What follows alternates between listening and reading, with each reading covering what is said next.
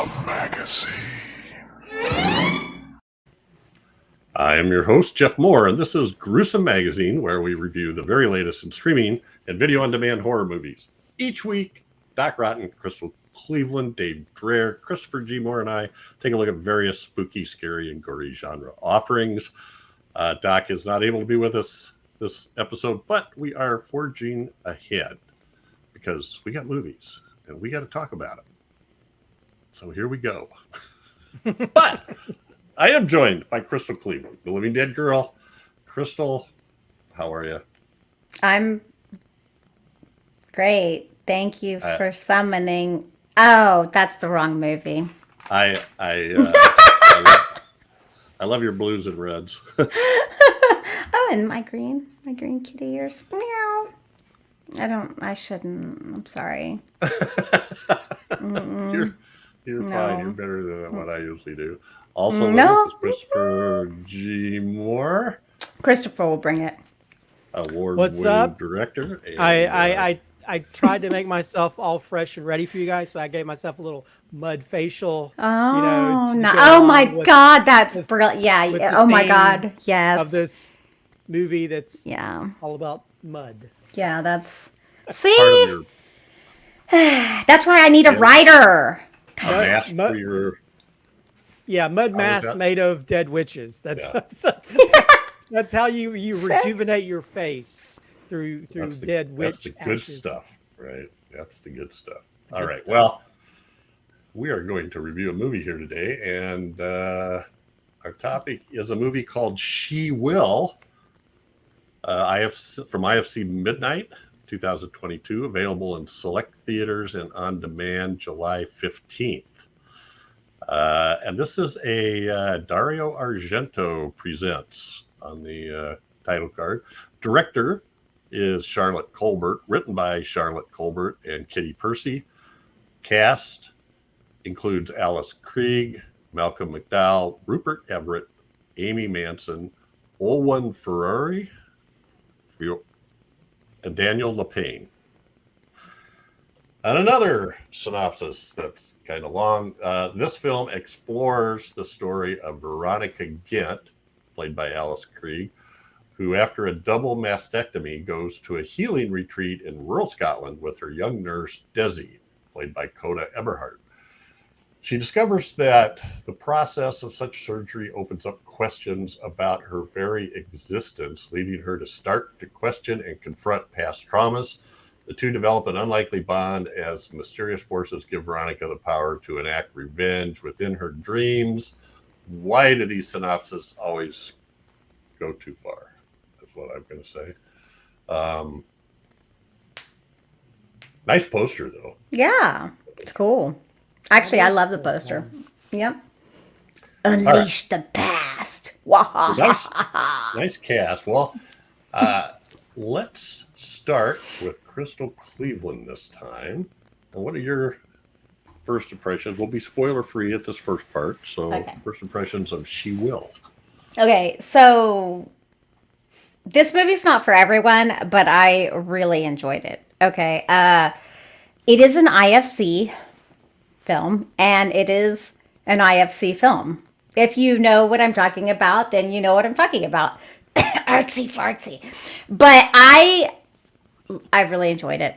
I love Alice Krige, and obviously I love Malcolm McDowell. I didn't realize that was Rupert Everett, though. I had no idea. I was like, whoa, now I'm thinking about it. I'm like, oh. The guy that was leading the acting Yeah.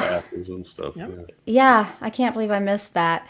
He did a great job, so that's good. But it is very artistic, and I didn't have a single problem with it, so that must mean it was the kind of artistic that I like. I know this that can normally be like, because they had all, this is the kind of movie that has shots that absolutely make no sense to whatever is happening, going on, and it's like just cool, like running water or this, and They're wonderful. Right? yeah, sometimes that can be, but I don't know. I just really liked the story. I liked the idea behind it. I felt like this movie was really raw, and I mean, it is obvious that it was written by a woman. It speaks woman all over it. And sometimes that bothers me. Like sometimes I'm like, but no, it was done in a way where I still feel like it was hard enough. Like sometimes, it just felt hard without being too much. I wish I could put this into words better, but I I really liked what was behind it and like the sadness, and I liked the bond between the two leads. I think they did a great job and they worked well together. And yeah, I mean, it didn't feel long. I don't know how long this film is, but it didn't feel long or drawn out. Or typically I can really be like, snooze fest, but I really like this movie. So yeah, I Okay. really liked it. I think that it's not for everyone though, and I'll be interested to see if it's for y'all, but I liked it. Excellent. Christopher, how about you? What did you think of She Will? Or She Won't. Oh, see, there we go. There This film I did not like. we go. Okay, that's what I was thinking. I didn't think it was going to be for everyone. And which is actually very. I mean, well, I was bored by this film. Okay, yeah. I was majorly bored by it. And you can do all the little bells and whistles with the visual montage. This is another one of those films. You take out all the montages, the visual montages of going into eyes and fires. The movie will be 45 minutes long.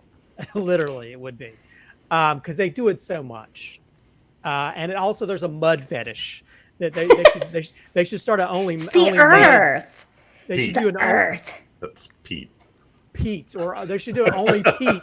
They should start an only Pete fan site about muddy Holy or Pete. whatever it is, because it was a lot of mud fetish of sticking your nasty toes in mud and mud coming out your mouth and wiping mud on your face, and that was probably the horror element for me, because I don't like, oh, why are you gonna walk out there and get you and then track the mud inside? You're all thinking about cleaning it up. Clean it up. It's not even your house, and you're having to clean it up. Which is, I think here's the thing: the film is shot beautifully. There's some really nicely composed, the whole mise-en-scene type stuff where everything's expertly framed. Where there's like even the very beginning where they're on that train car and she's framed within a doorway, framed within inside of another doorway. There's some beautifully composed shots. The stuff upside down, and this whole fiery eye stuff, and there's stuff involving like this weird moving camera thing. I mean, and we mentioned the cast. You got Alex, was it Krige? Krige? Malcolm McDowell, Rupert Everett, who is one of my favorite romantic comedies ever, My Best Friend's Wedding. And so when I saw him, I was like, oh God, it's Rupert Everett. He needs to be more stuff. It has Owen Fier, who was in like Mandy and Northman. Oh, yeah. And Wow. And the Texas Chainsaw Massacre crazy movie that came on Netflix. So there's all these different actors that are competent actors, but I just found found the story to be very boring, and you can throw out all the visuals you want, but sometimes that make up for the fact that you're over compensating for something. And this is what this film felt like. This felt artsy fartsy, but the kind of artsy fartsy that makes you make the fart smell like something stinks here, and it's more than just the peat mud. So yeah, it's one of those films I think I would go into it thinking I'm going to like a lot because of the visuals. But I don't know. I found it to be very monotonous. I felt like there's so much repetition and showing stuff, and I can understand this underlying theme involving this woman and her previous, lover or whatever, or, and that whole background information. But it felt, to me, this felt like, okay, we get it. You're hammering home this concept and this idea and And I felt Malcolm McDowell was kind of wasted in this film. It almost felt like, oh, we only have him for a limited amount of time, so let's use him in this part. So yeah, I was kind of bored by this film. You're like, To put it bluntly, I can't really say much you more. know. I just and yeah, so it had some interesting visuals, but I was kind of bored by it. That's too bad. All right. That's why I love doing this, because Christopher's bored, and I watched this twice. Oh, 'Cause yay! I like it Yay! so much. I really like this. I can see how you can be, and like Crystal said, it's not for everybody. No. I loved it. I agree too with Christopher. Great cinematography. I loved the music, which kind of rotated between some eerie, sounds and some chanting and some other things. And then there was actually some that in there that sounded a bit like something that would be in an Argento movie or another, some type of Italian horror film. And the sound design I thought was great. These whispering noises, and there was a lot of bird wing flapping. There was that one scene with the flock of birds that was how they fly and kind of swarm around, which was foretelling of a future event. And the cast too. Again, I thought, this is really, in terms of, it's Kota Eberhardt and Alice Kriege's film, which is kind of cool to give those two that much play. And they I just really liked it. It's not veiled at all, but this is I'm trying to decide how much I want to say before we do spoilers. But it says in the synopsis, she had a double mastectomy.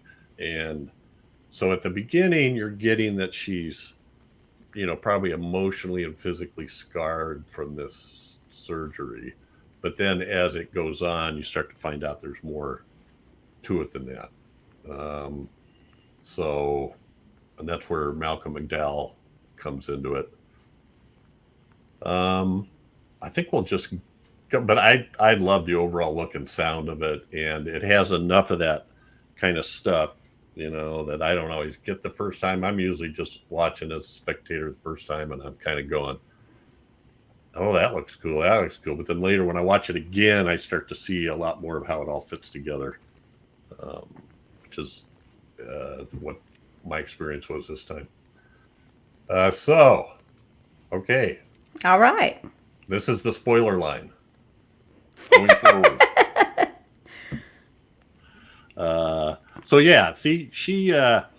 She became famous when she appeared as an actress when she was 13 in this Malcolm McDowell movie, Navajo Frontier. And they are remaking that movie. And so she's going through this physical trauma, and everywhere she looks in the media is Malcolm McDowell, because he's going to direct the remake. And it brings back all these memories, and that she was abused by him and taken advantage of, I think, as an authority figure with a 13-year-old actress. So it definitely plays into Me Too. It definitely plays into well, kind of reminded me of a Roman Polanski kind of thing or something, or the kind of stuff Harvey Weinstein did, and what you hear about a lot of people doing that maybe don't get as much play, but and there definitely were some big those two males, Malcolm McDowell and then the guy that hustles Desi, the local, are just yeah. They're just bad. So I don't know. I'm talking. You guys talk. But I thought there was a big melding of the, we start off with this emotional and physical trauma from her surgery and her illness and suffering, but that kind of morphs. We start to find out that maybe this other emotional and physical trauma was even more damaging, is dominating more of her thinking. Well, I mean, it wears its ideas on its sleeve, you know, and it doesn't really, and I think it visually tries to do all that stuff because it is it is a film that's all about transformation. You know, she's trying to surgically take all this stuff that he's thrown in her throughout the years. This guy who groomed her when she was younger, and then just throws her away for whatever new young girl or whatever. And so she has this sort of trauma that's been festering all this time, and you're going to see that because and visually you see that because in the very beginning she's wearing white, and by the end she's wearing red. So she's also not so afraid to, you know, before she's trying to put fake boobs on herself, and now she doesn't really care. So you can sort of see that transformation arc with her character, where she's trying to literally ground herself. In Pete and become one with who she is and how she can sort of separate herself and sort of find some way to get over this trauma that doesn't allow her to kill herself in the process. So a lot of that stuff is literally happens throughout, and I can see that. I don't know. I felt like the movie was so heavy-handed with that. It just felt like overly, and it was almost, but also kind of in that weird David Lynchian way too, because I feel there's a lot of David Lynchian. I love David Lynch too, so that makes a lot of sense. But there's good David Lynch and there's bad David Lynch. So yeah, I think there's a lot of those ideas, and I understand what they're doing with it. I don't know. I felt like it was so on the nose that I wasn't as invested in it. But, well, see, I feel like sometimes I like things that are like this, that are on the nose. And I think I prefer that sometimes than things that are trying to be artistic for artistic's sake and trying to be more obscure and it's like, he's right. It is just like all out there and in your face. And I don't know. I found that kind of refreshing. That's probably why I like this versus some of the other artsy fartsy films where I'm like, they're so pretentious, just trying to be, I'm creating this. I didn't feel like this movie was pretentious. I felt like it was very raw, like I said. It felt pretentious to me. See, that's interesting. Yeah. It felt more in your face with it. Okay, so in your face and being hit over the head with something over and over and over again is Mother. This is no Mother. Let me just say this right here. I hated Mother because I just felt like I was getting right hit there over with the you, head Jeff. I'm right there. But this, at least I felt like in here, there's not a lot of exposition. You figure it out through her. You know, for me, it was more about we're seeing the sort of the emotional trauma and what's going on in her mind and how those memories are brought back without somebody saying it out loud, explaining everything to everybody. Yeah. Well, and I mean, she's not a very likable character in the very beginning. Oh, right. Yeah, I agreed. Very mean she has an arc. Person. And you just think she's just one of those Hollywood people that just think she's better. And others people think she's like that, but she's also harboring a lot of these issues and stuff that she's dealing with.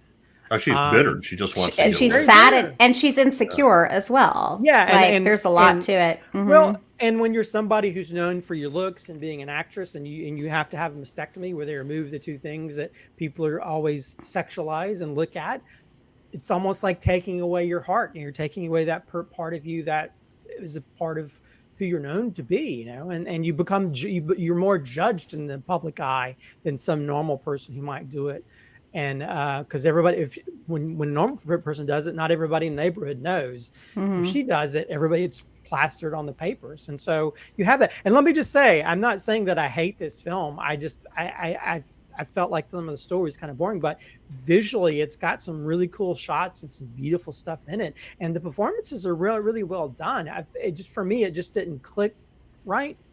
And I'm kind of sad that I don't have that reaction that you two have, because there's all the things should be right for this. But I think for me, it's just the monotonous nature. As much as I understand what's going on, the monotonous nature of certain things, like, we go back and show this again. Okay, we get it. it just that just seemed like Oh, a so waste. funny. Because you sound like the guy who was in the class and is like, oh, here we go again with the patriarchy. Here we go again. Oh, I'm just no, messing. no, it has I'm nothing to do kidding. with I'm that. teasing you. No. And let me I say know. for the We're just listeners out there, Christopher is totally pro women. He is so good about that. Like What? you are one of the best about that. I'm just teasing you. I'll give you $5 later, but no, but it has nothing to do with the themes. I'm just talking about the visuals, because there's this whole that's what I'm talking about, is the visuals, because there's a whole thing where they go to this eye and you go to this, and they show the earth and they go close into the earth and they do this, and it became so repetitive. It again. I loved I it. know, I know. I need that. Maybe. I need that I to don't be. Yeah, I guess Okay, well, maybe because I wish I had that reaction to it. well, I guess maybe because I've been gardening so much lately, and I've been in the dirt and the soil and the peat.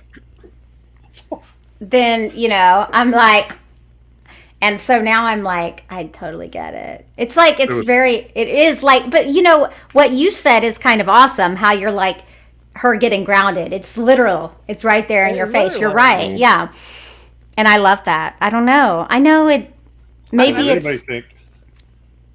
I mean, as they started and they're warning them about the peat and how it gets in the water, blah blah blah. I'm thinking of American Werewolf in London. Only I'm thinking, beware the peat instead of beware the Moors. The Moors, then, yeah. The other thing is, I thought at one point I was thinking, if you're a classic horror fan, you might remember the Creeping Unknown. I was thinking this should be the Creeping Pete, because it was It's very blobbish. It is. It's very the thing It meets is. the blobbish. I mean, it's almost a peat version of, or I guess the peat. But if they made a but I version really of- liked I really liked that it had, the guy brings up the point that it's based or partially composed of the ashes of the witches that were burned at that site, hundreds of years ago. and you have that kind of snowing of Yeah, and then you get that ashes. black snow almost during certain scenes, and also you mentioned Alice Kriege's character, Veronica Ghent. She starts off looking kind of gaunt and tense, and when she shows up at this lodge or whatever it is, retreat, she thinks she's going to be the only one there. She'll be somewhere all by herself, and she's taken aback. Oh, by the yeah. people that are there. God, that actually very almost gave me a in her panic face. attack. Yeah, because that's what happened to her too. She's trying to get away. Stresses me Christopher out. mentioned that she's insecure, and she's just like taken back, and then by the end of and then for a while she starts looking worse. She gets black on her face, and she's the peat, I guess, is taken over. But at the very end, she's looking the healthiest she looked in the whole movie. Yeah. it's that peat facial. Yeah, maybe. He's rubbing on her face. Well, so they had these the two things that really struck me as being sort of in your face and wearing it on your sleeves was when Malcolm McDowell's character says, in trying to defend himself, it was another time. Oh, I know. That's It's such a become a great big line. cliche.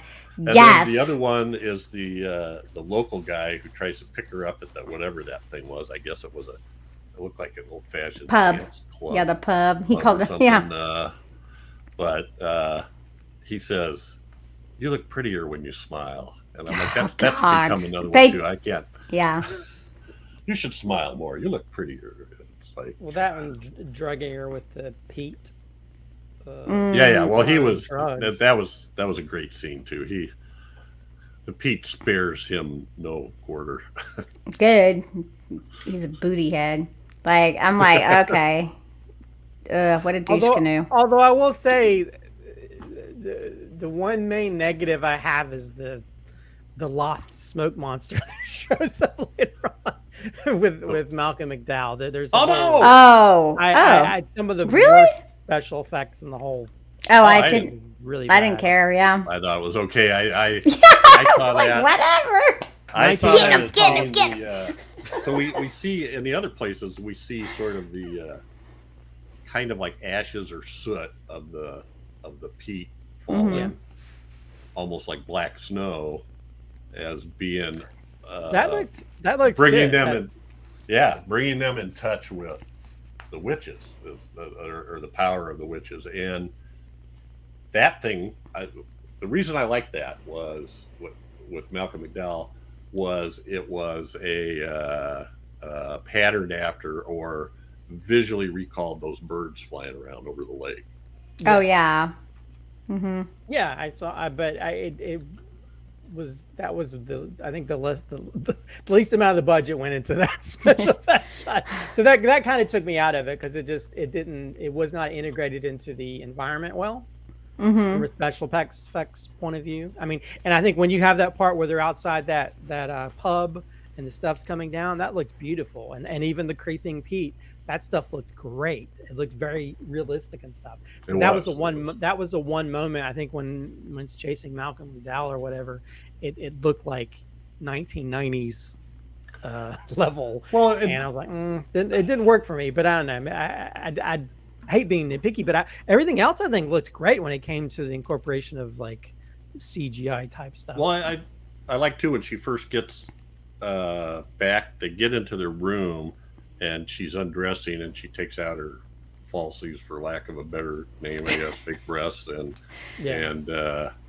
Falsies. She's going to take a bath, and she gets in the bath, she fills the bath up, and then one drop falls out with this like peat contaminants in it. Yeah. And it just spreads through the bath water, and then that spreads through her, you know, and brings back those memories.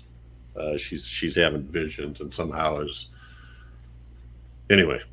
I loved all that. I was like, continue. I agree. I think that worked. In fact, I always get creeped out when I stay at places, because if you see like some kind of dark stuff coming out into the water. Okay. So, I mean, those type of moments actually brought like the little tension, hard chills to me. It's like, oh, get out the water, woman. But I think that worked really well. Yeah. Yeah. Okay. I mean, yeah. Should we finish up here?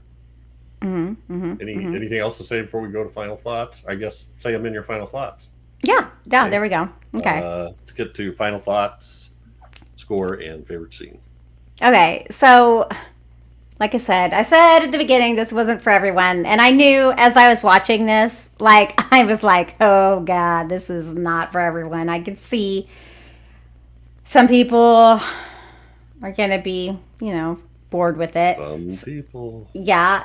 and then some people are going to be like, another feminist flick, I mean, but I really enjoyed it. I loved the way it was acted. I loved the way things played out. I liked the cinematography, the sound, the whole, I loved the witchy vibes. Like but that's, really kind of one of my things. So, I'm going to give this a 3.75. And my favorite scene has to be the hand on fire, because I was like, this guy hate. I am so sick. I was like, here we go again with the patriarchy, blah, blah, blah. That made me very happy. Yeah. But that's not Christopher. Just so you know. Oh, absolutely.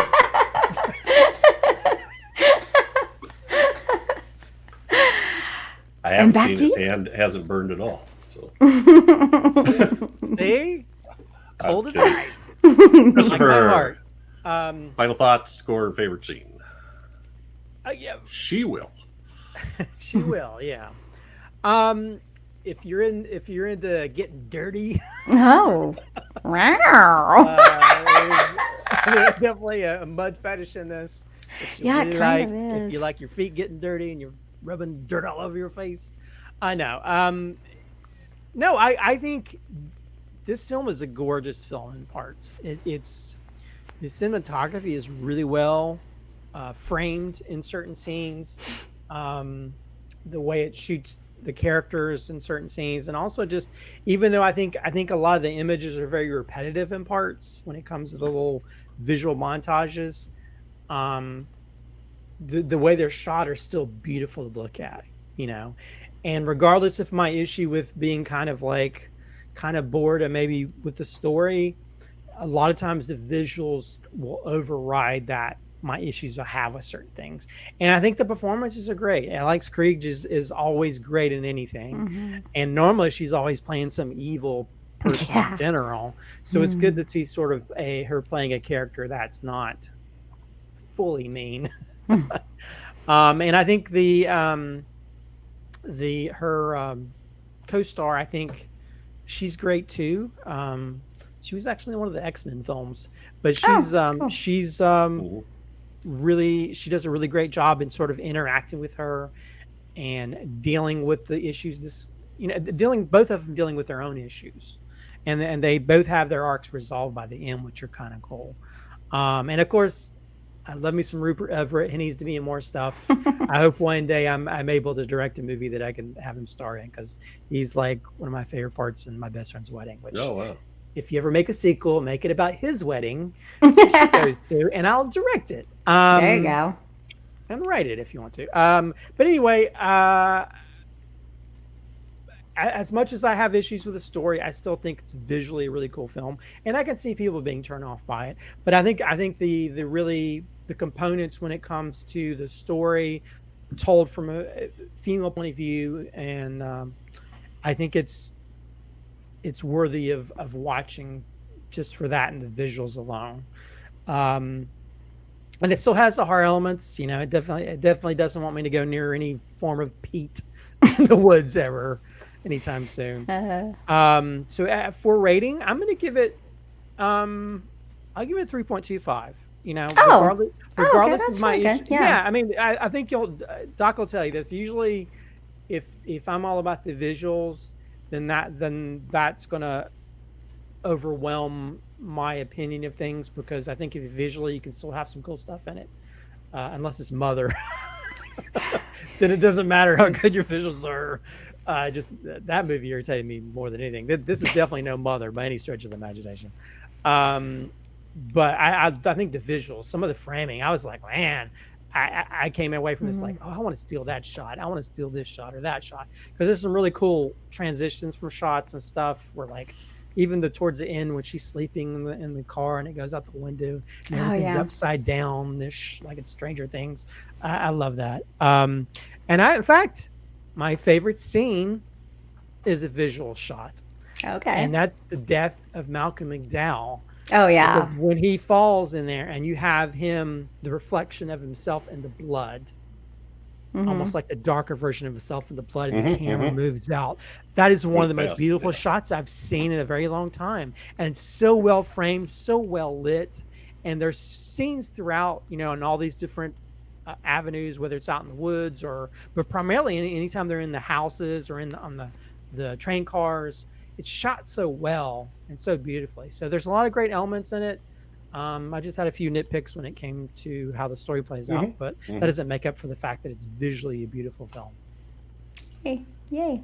Yes, it is. So, you know, and that scene, Malcolm McDowell's death, is right out of something like Suspiria.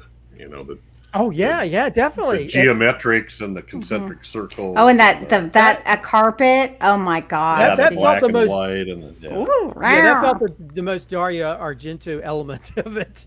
So, but you're right. That was a great shot of pulling back from him laying there, and you get more and more of that pool of blood and start to see the reflection. It's so gorgeous.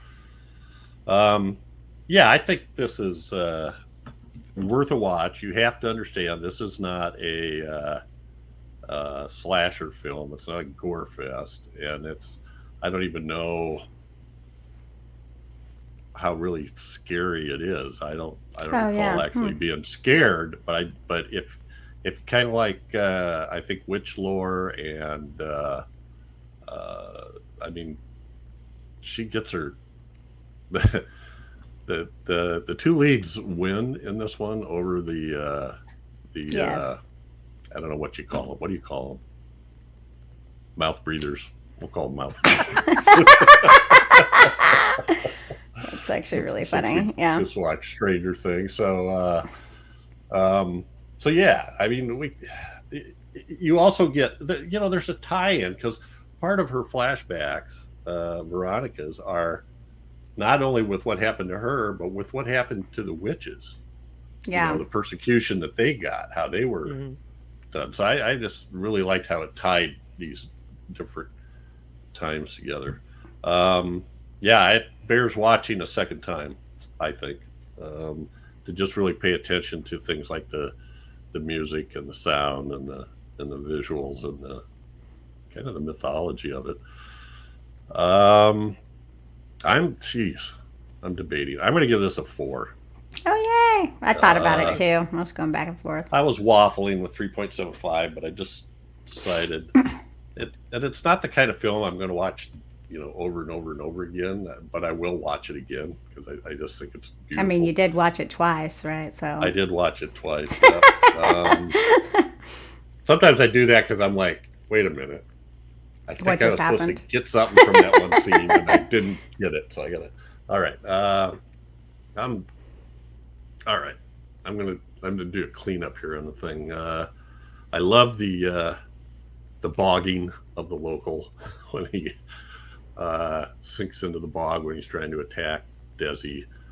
Otherwise, I'm torn between two, and I'm going to talk about one. I love the scene where Rupert Everett takes the gang out to the edge of the lake, and they're going to draw with the charcoal. Oh, yeah. The painting, the air painting. She has the peat, and she sees the witch staked on the tree, and she does this. I thought that was It's awesome. hot. Yeah. I loved it too. It was visually disturbing to a bit too. But my favorite scene, I'm going to take the little celebration of the burning of the witches, and how that they built that pyre, and then when Alice Krige was out there, she started to, just the montage and the oranges and the colors and how she merged into the fire, how they kind of became one. I just thought that was amazing.